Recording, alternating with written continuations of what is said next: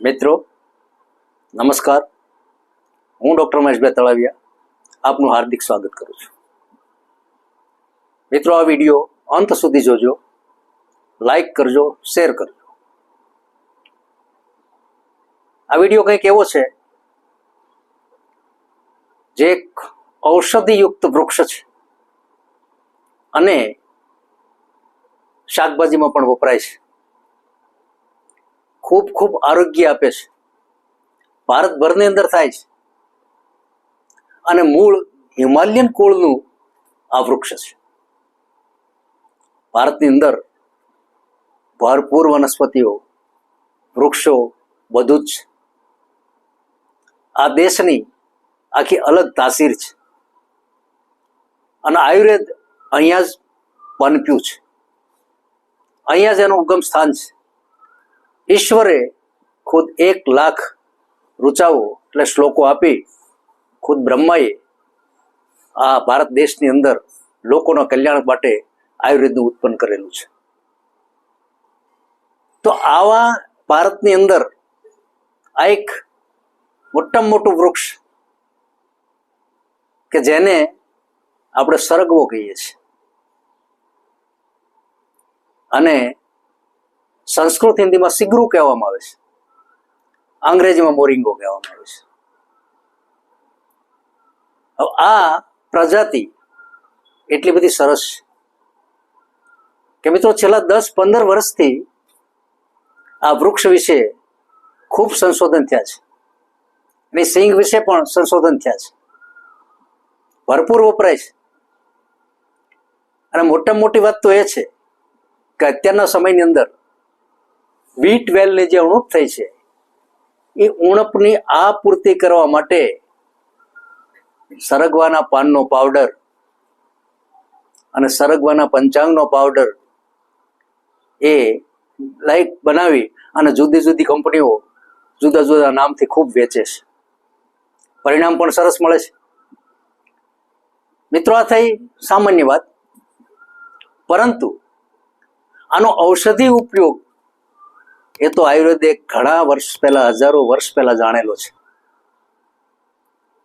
કે સરગવો એ આપણે સામાન્ય ભાષામાં ન વાપરીએ, ઊંચી ભાષામાં કહીએ તો એક કલ્પ વૃક્ષ છે, સંજીવની વૃક્ષ છે. મિત્રો, આધુનિક સાયન્સ કહે છે કે 300 જેટલા રોગ નાથવાની સંપૂર્ણ તાકાત આ વૃક્ષની અંદર છે. એટલું બધું સરસ સંયોજન છે આની અંદર. વિટામિન્સ, મિનરલ્સ, અન્ય એન્ટીઓક્સિડન્ટ તત્વો કે આપણે જોતા રહી જઈએ. આનો શ્રેષ્ઠમાં શ્રેષ્ઠ ઉપયોગ ભારતભરની અંદર શાક બનાવવામાં થાય છે. વિવિધ પ્રકાર શાક બને છે, સૂપ પણ બને છે અને પીવાય છે. જ્યારે લોહ તત્વની ઉણપ હોય એ સૂપ પણ પી શકે છે, પણ ખરી તાકાત એના પાનમાં છે. એના પાનની અંદર પુષ્કળ પ્રમાણની અંદર પરજીવકો રહેલા છે. એમનું મોટામાં મોટું પરજીવક એ B12 છે. મિત્રો, એનો પાવડર કરી B12 ની ઉણપવાળા દર્દીએ રોજ 1 ચમચી સવારે અને 1 ચમચી સાંજે મધ સાથે લેવું હોય તો છૂટી અને પાણી સાથે લેવું હોય તો છૂટી. એની આ પૂર્તિ 1 મહિનાની અંદર સરસ થઈ શકે. ઇન્જેક્શનની જરૂર રહેતી નથી કે બીજી કોઈ ગોળીઓ ખાવાની જરૂર રહેતી નથી.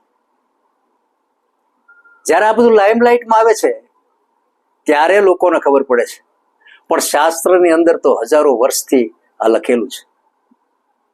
મિત્રો, એનો આંખનો ઉપયોગ કરવો હોય તો આંખની અંદર જો કોઈને મોતિયાબિંદ હોય કે પછી આંખની બીજી કોઈ તકલીફ હોય તો પાનના રસના ટીપા મધ સાથે મિક્સ કરી દિવસમાં 3 થી 4 વાર નાખી 10 મિનિટ આરામ કરી અને જો એ કરવામાં આવે તો મોતિયો પણ ધીમે ધીમે હટે છે. આ સાબિત થયેલું છે.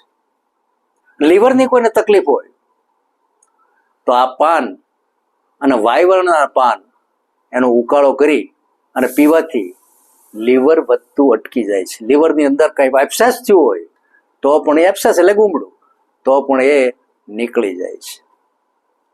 આ એના ઔષધિ ઉપયોગની વાત થઈ, પણ એની અંદર કેલ્શિયમથી માંડી અને પાર વગરના વિટામિન્સ કુદરતે આપેલા છે. હવે કેટલા વિચાર કરો, કેળા કરતા એની અંદર પોટેશિયમ 10 ગણું વધારે આપેલું છે. દહીં કરતા પ્રોટીન 8 ગણું વધારે આપેલું છે. લીંબુ અને સંતરા કરતા વિટામિન સી 4 ગણું વધારે આપેલું છે. આ બધું નારંગી કરતા એની તાકાત ખૂબ વધારે આપેલી છે. અને ક્લોરોફિલ પણ એટલું જ આપેલું છે. વિટામિન B6-12 આ બધું એની અંદર ભરપૂર છે. ઓમેગા 3, 4 ને 9 આ બધું એની અંદર સંપૂર્ણ પ્રમાણમાં છે. તો જુઓ મિત્રો, કેટલી બધી તાકાત વાળું આ ઔષધ છે અને કેટલી બધી તાકાત વાળી આ સબ્જી છે, શાક છે.